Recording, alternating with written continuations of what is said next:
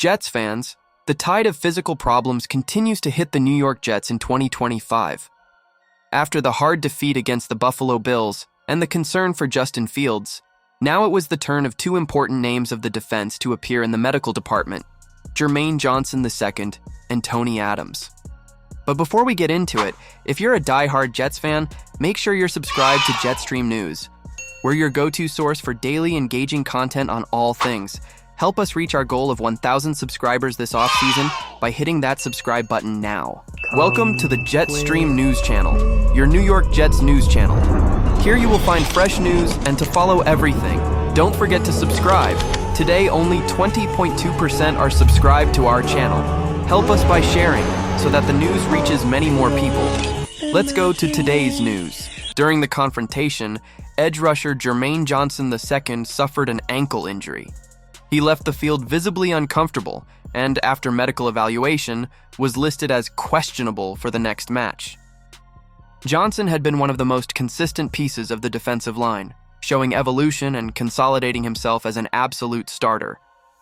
His possible absence worries not only about individual production, but also about the impact on pressure against the opposing quarterback.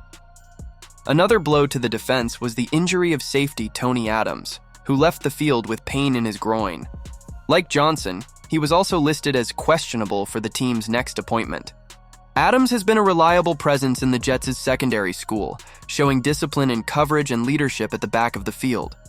If it is not available, Coach Aaron Glenn and defensive coordinator Steven Wilks will have to adjust the rotation, possibly giving more space for young people like Ashton Davis and Jarek Bernard-Converse.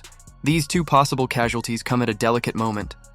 The Jets' defense has already suffered against the Bills' ground game, giving up more than 220 rushing yards, and losing Johnson could further weaken the edge containment.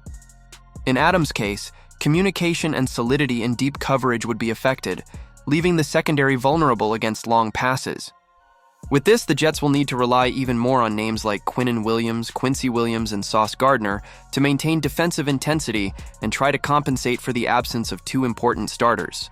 With the next confrontation against the Tampa Bay Buccaneers, the expectation is that the coaching staff will take a cautious approach. Johnson and Adams will undergo medical reassessments throughout the week. The questionable status indicates that both can even play, but depend on the evolution in treatment and training performance. The Jets know they can't afford to lose more players in a squad already pressured by injuries, especially in the attack with Justin Fields out by the concussion protocol. Jets fans, the situation is clear. The team's medical department has become a central factor this season. With Fields out and now Johnson and Adams as doubts, the pressure increases on the rest of the cast to react and keep the fans' hopes alive. If you are a Jets fan and want to stay on top of all the injury updates, cast reviews, and the latest news straight from New York, subscribe to the channel right now, activate the bell, and come follow our team's fight this season. And as always, go for it, Jets! Thanks for watching!